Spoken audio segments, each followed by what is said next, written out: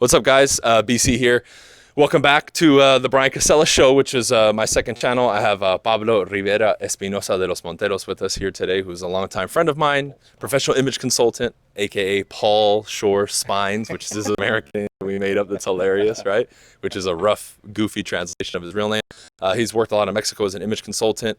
I know he's worked in politics. He's worked with Modelo, Herradura, Modelo Herradura for the people that don't speak Spanish, that way you guys understand what we're saying. Jack Daniels, Ferragamo. Yeah, and he's somebody who I consider, I hate using the word woke, but we can say disconnected from, really what's going on. And I wanted to get his perspective because he's lived the majority of his life in Mexico City, which is outside of our little bubble here in the U.S. So I wanted to kind of ping pong back and forth with him a little bit about what's going on. So I'll let you introduce yourself a little bit more, brother, and then we'll jump in.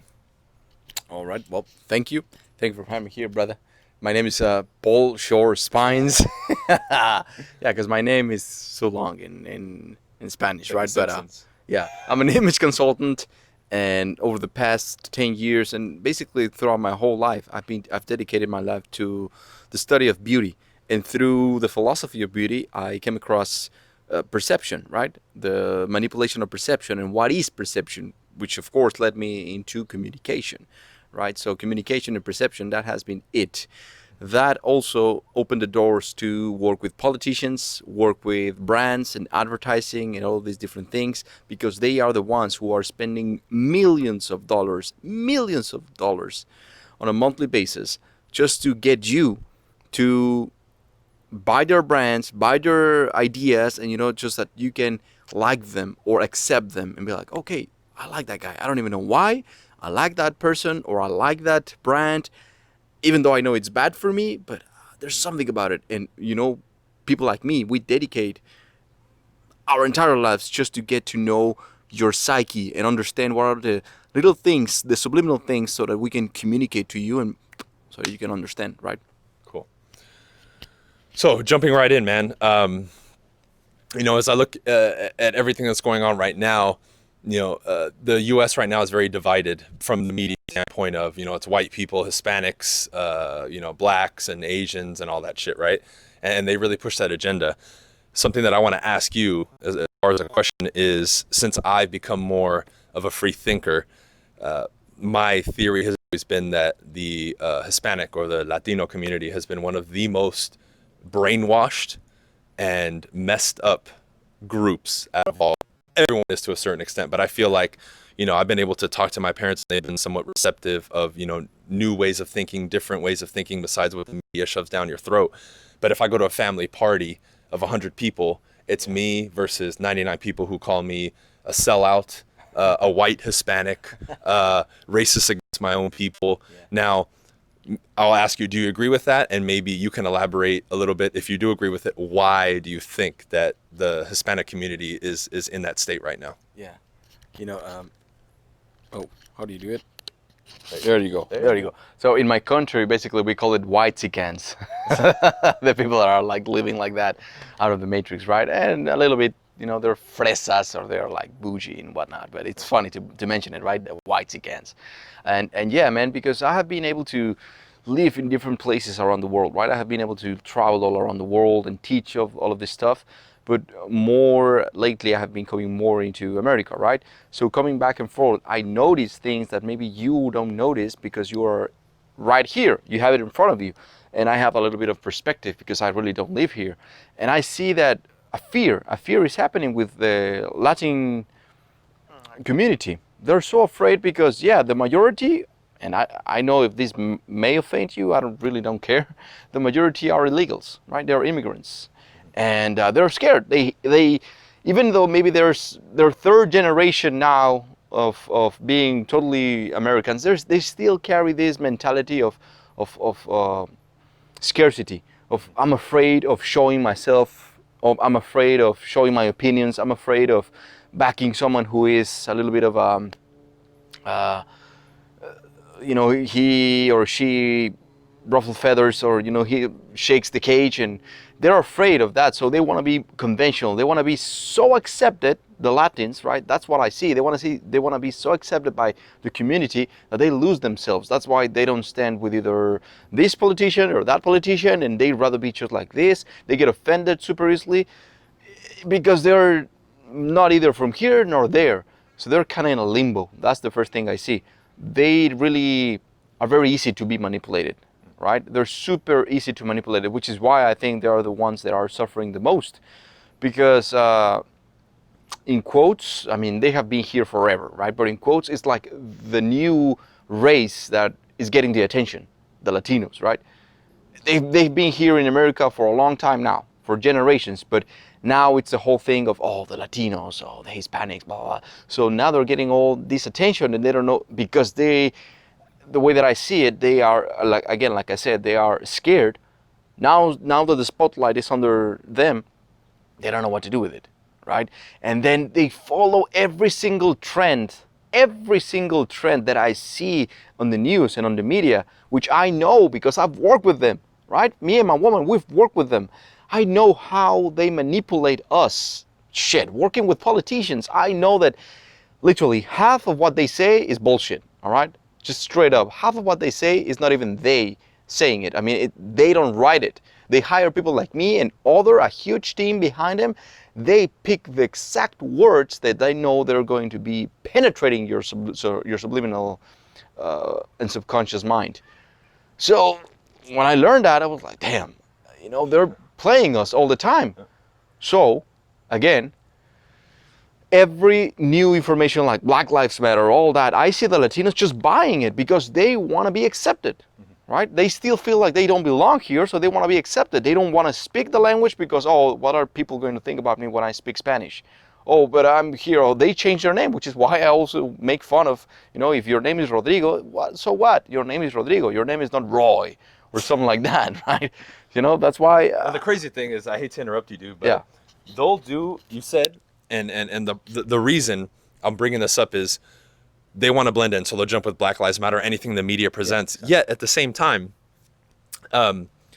they'll go against themselves and say, my name is Roy instead of Rodrigo, Roberto, or whatever it is. So when you look at it from that perspective, even what they do, es cuando le conviene. Like when it serves them, they'll do it. Yeah. Right? But then they'll literally be an enemy to themselves, which is saying, well, hey, I'm ashamed of my name. And we see this with other cultures too, but in particular with the Hispanic culture, like, like another name, right? En vez de decir, instead of saying Oscar, they'll say Oscar. Yeah. Because they want to make it sound more American. You know what I mean? So it's weird, dude. So even within that mechanism, they still have this contradictory type of, behavior. Yeah. And I just wanted to say that. Just to wrap it up on this question, it's just I see a lot of confusion in them. Right. I feel like they're lost. That was the first impression that I got, and first impression, last impressions, and it's really sad because me being 100% Mexican, born and raised in Mexico City, when I came here to America, I was like, why are you so ashamed of your roots or being a Hispanic? What's wrong with that? Why are you so scared? And then on the other part, I don't see them begging or anything like that. I mean, they're working their asses off all the time. They're really hustling, but they have this, like this strong value of working hard physically, but not mentally, right? Because that's why they're very easy to manipulate. They are, very Christians, or they're very religious, and that's why I feel like they're easy to be manipulated by media, by politicians, by movements and all that. And I feel like they're just lost, and they're not from here, they're not from there, and unless they, I don't know. It's a long thing that we can talk about, but of course. Yeah, and that kind of leads into the next question is like us, we can say there are more free thinkers and to say it correctly, maybe people who have established themselves and have a brand, and we kind of have a freedom to live the way other people wouldn't, yet we're not ashamed of where we come from, right? Like we just finished recording a podcast in Spanish, right? We push being, maybe not to the extreme, we can say, to where it's debilitating to other people, but, really embracing your ancestry, where you come from, if you have like a Hispanic name, wearing it proudly.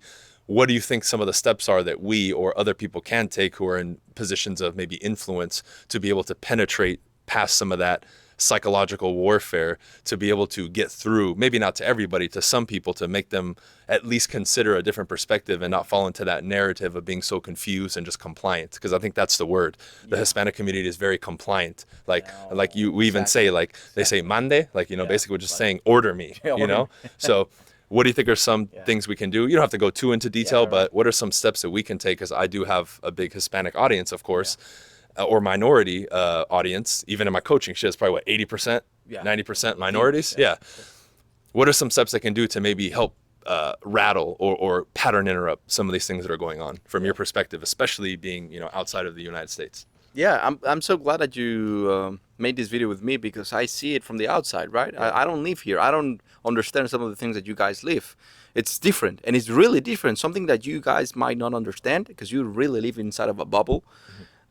It's so fucking different once you're outside. So one of the first things that I see is, of course, like you said, that pleasing all the time. But one of the things that you can do to stop, from my perspective, coming from the outside, is silence. Being alone and being in silence. Because when you hear the news all the time, guess what? Repetition creates that state of mind, creates that mentality. When you do it again and again and again and again, and you see, coming from the advertising industry, we bombard you from all angles: radio, visually, sensory. I mean, all over the place. We're trying to convey our message everywhere we can, because we know that there's a lot of people that are trying to do the same. So it's almost like a race to see who's louder. Yeah, so ba ba ba ba ba, and we're bombarded with that. So one of those messages are going to penetrate you, and that's what creates that mentality, right, of being confused and being, trying to please everyone, and trying to be more American, less Mexican, more Mexican, less American, and what the fuck am I doing, or being a minority, whatever, right? So the first thing that I say is, just stop watching that shit. Stop following what others are doing. Stop doing it. Now, you may fall into the category of being a weirdo, but I guarantee you, fuck, I was gonna say 1 year, but less than that. 3 months, not listening to the media. Just 3 months, not paying attention to newspaper. I'm old school, right? The news and on the radio and all that, and all of a sudden you'll start noticing that some of the things that they say are not true. Some of the things that they say, for example, I hear outside of Mexico that America is the worst racist country of them all. And when I come here, I really do not see that. And we have been out a long time. We spend out our time outside, and we're always talking to people, and I don't see it. So if I follow the narrative of the media, of course I'm going to believe it, and that affects my perception. So stop paying attention to that. And maybe you ask yourself, well, then where do I get my information from? God damn, follow Brian. Follow other people like him, his friends. There's a number of other alternative media that are trying to bring you the good things, or not even the good things, but the real things, so that you can make up your own mind, right? Instead of, I don't know, NBC, BBC, all this bullshit. So that, I think, just to leave it short and sweet, that is the number one thing. Just stop paying attention to that. Stop paying attention to the media, to the mainstream, basically, the mainstream things. Even in social media, the mainstream. Oh, I have to be careful with the things that I say, because everyone else is doing it. Everyone else is saying this, that, hashtag, blah, blah, blah. I'm going to do it, because then I'll please you, which is that what I see with Latins and, most minorities. I want to please you because I want you to be accepted. I want you to accept me. Please accept me. Please like me. Fuck, I hate that. Yeah. Seriously, right? Seeking attention and outside validation. Right? It's crazy, man. Yeah. So thank you for that, man. And now, as we sidestep to another parallel, you recently are here in LA, which is more extreme. We just came back from being in Philadelphia and also Delaware. And I wanted to ask you, based on your experience so far in regards to coronavirus, mask wearing, restrictions and all that, what's your perspective? How is it being treated in Mexico outside of the U.S. versus your experience here in the United States? Yeah. Oh, man, that's a great question. First of all, I'm against all that bullshit, all that pandemic, all that fear that they're trying to push onto My us. bad, I gotta get 6 feet away from you. Practice social distancing. Get the fuck. What does that even mean? So in Mexico, there's, of course, it's a third world country, and that's something sometimes I forget. It's a third world country.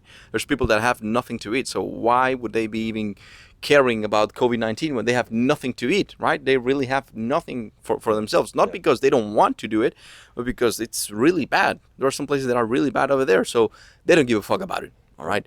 And they're not getting sick. So I see a little bit of copying with Mexico, copying a little bit of what's happening here. But I thought it was not that crazy here. So when I came here, I said, well, if in Mexico it's not that crazy, because there's a lot of restrictions, but I thought, well, maybe in America, because I saw it on the media, like, oh yeah, they're opening again. So I said, well, you know what, it's not going to be that crazy. When I came here, I see a lot of craziness. I see a lot of people falling into that hysteria, falling into the narrative of being afraid and, oh, you can't do this, you can't do that. And people watching me with a bad fucking attitude, with an ugly bitch ass face. Sorry to cuss, man. Oh, we're it's good. because I'm not wearing a mask, right? And they're watching me like I'm some sort of an alien or something like that. I was like, dude, this is worse than Mexico. And I thought that Mexicans shit didn't give a fuck. But here, I think people are so afraid, are very, very afraid. And what I see is, I don't want to say that it doesn't exist because I'm not a fucking doctor. I'm not a fucking expert. But from my experience, shit, we have been this close to other people. We have, in Delaware, there was this drunk, smoking guy in the place that we were having dinner, the vegan place, and he was estornudando. How do you say that? He was sneezing. Yeah. He didn't have a mask. Even us, I felt it like, oh shit, should I stay away from him? Is it Rona? Oh, damn. Rona? But I said, you know what? Fuck it. He's even got the American slang. Yeah. and nothing has happened. Nothing, absolutely nothing has happened. And because in America it is almost like a megaphone, right? What happens here shouts into the world, especially more in Mexico because we're just down from you and we're trying to copy everything or most of the things.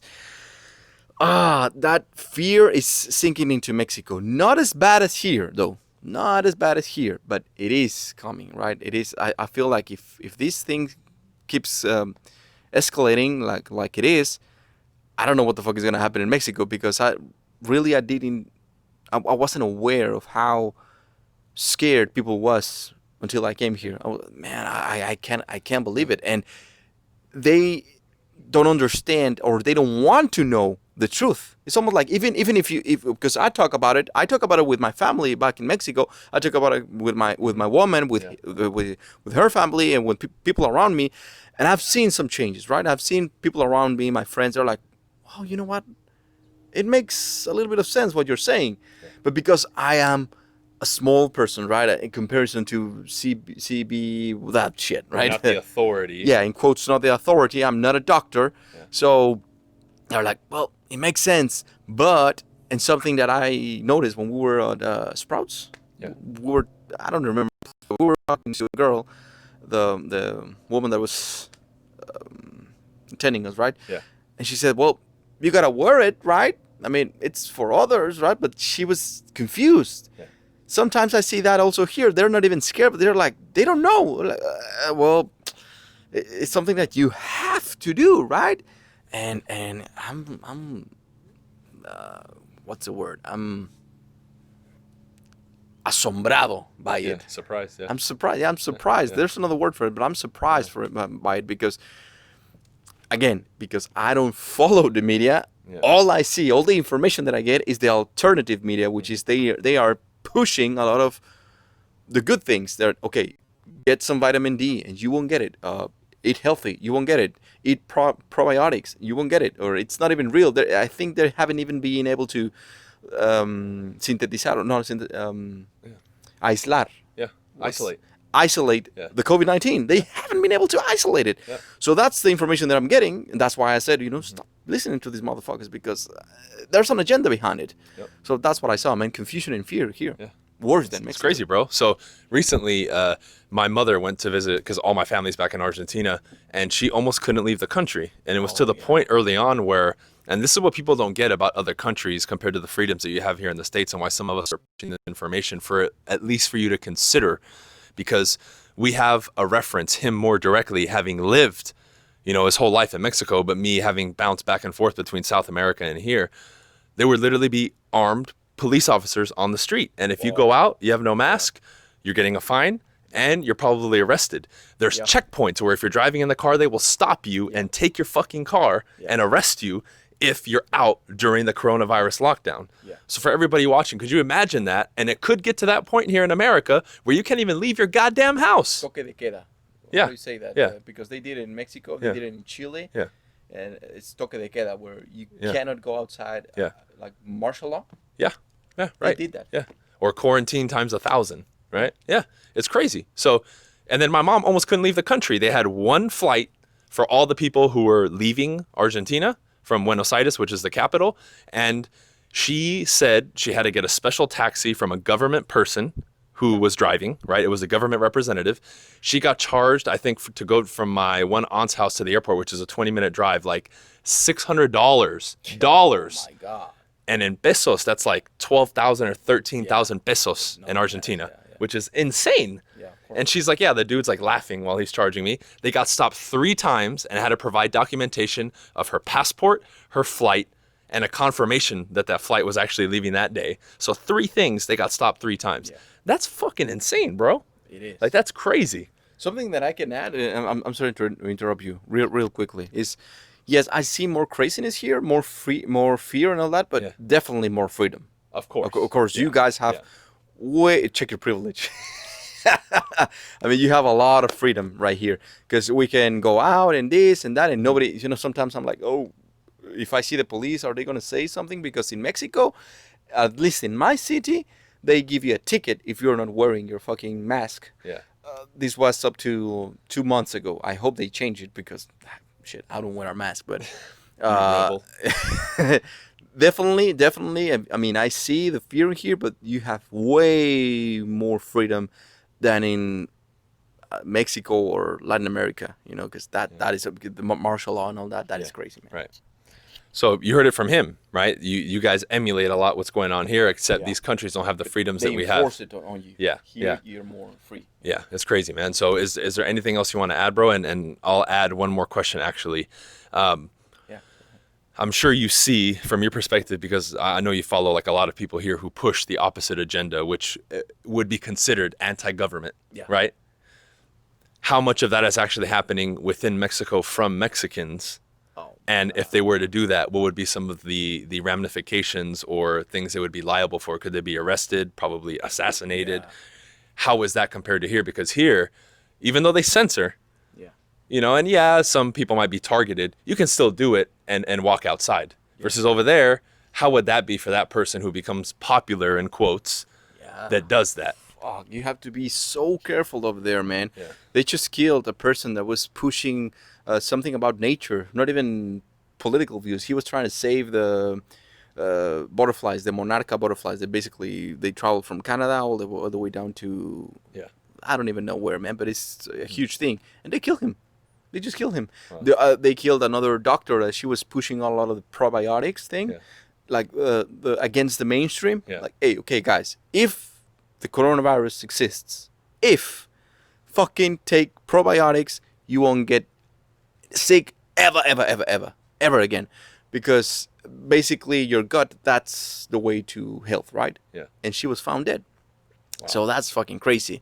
So yeah, I mean, I talk about it. I'm very, for example, I'm pro-Trump, which is something that people back in Mexico, they look at me like, what? Even the people with privilege, like the fresas and the bougie or whatever you can pronounce it now, they look at me like, dude, there's something wrong with you. Right. It's because, again, they follow the media. And the media back in Mexico, oh my God, it's pure bullshit. They get all the bad shit that is happening here, or manipulated, in quotes, bad shit. We get that. So they're pushing, if you can say, the democratic point of view, they're pushing it very, very, very, very, very strong in Mexico. And I don't see anyone, I don't know anyone that is going the opposite way. And yeah, if they were like pretty fucking big, like super famous and with a lot of attention, I don't know what would happen, man. Would handle them Because- quickly. Yeah, probably because it's really, really bad. So now I know, even from the narcos, they don't want Trump because Yeah. it's not good for their business. It's not course. good. It's not good for course. business. I know that from inside, Yeah. you know, someone that I know. So it is really, really bad when it comes to that over Yeah. there, man. And yeah, me personally, I always talk about that. The moment I talk about, hey, have you seen this, and that from Trump? I mean, you don't get this type of news. For example, you told me about the unemployment rate and all that. Yeah. I talk about it, and I don't know if it's worse here. I mean, I don't think so because there's a lot of pro-Trumps here. Yeah. But over there, man, oh shit, they immediately put you like you are anti-Mexican, like you're a traitor of your own country. I'm like, dude, I'm just trying to give you another perspective. Yeah. So don't follow this, don't follow that. Just get all the facts and then make up your own mind. And then I start talking about it. Some people get it. Some people are like, makes sense, right? Yeah. And some people are just like, no, Pablito, estás loco, eres un support a pendejo, racist, yeah, yeah. eres un racista. Y no. Why do you want to go to America? They hate you. Yeah. They don't hate me, man. We don't see that. And I have to say this: the only time, and I told you this, the only time I got, in quotes, hate, which was this time when I came this time to America, it was from another Latin person. Yeah. I got a little bit of like, who are you? Why? Blah, blah, blah. But I've never gotten that before, man. And from my own, in quotes, my own people, I get the hate. I'm like, come on, man. And I've said that from the beginning. Our own people hate us the most, but I think that applies to every race pretty much. Well, yeah, So they push and tell you, oh, the other person that's not your race hates you the most, but in reality, it's our own community that gives us the most shit. And, you know, if we're going to talk about that for a second, you've been to Utah. We just came from fucking Newcastle, Delaware, which was, Super if we're white going to Dutch. if we're going to talk color, is white as shit, right? And everybody was cool. Right? Literally 99% of the people we came across were white. Did we have any issues? No. Especially you? No.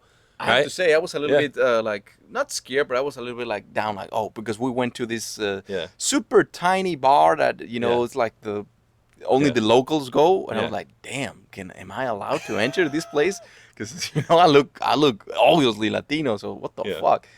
But it was cool. Yeah. There's not such thing. I mean, Yeah. of course there is, but that's everywhere. But Yeah. at least in my experience, I don't see it.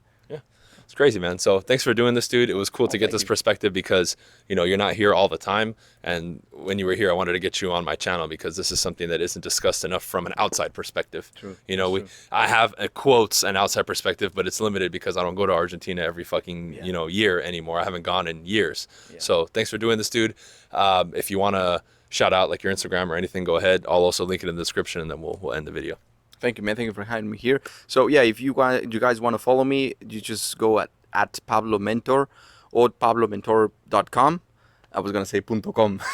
Check your privilege. And check your bilingual privilege. And also a new program that I have, which is access to my vault, to all of my private lectures, all of my books, all of my products. It's $20 a month.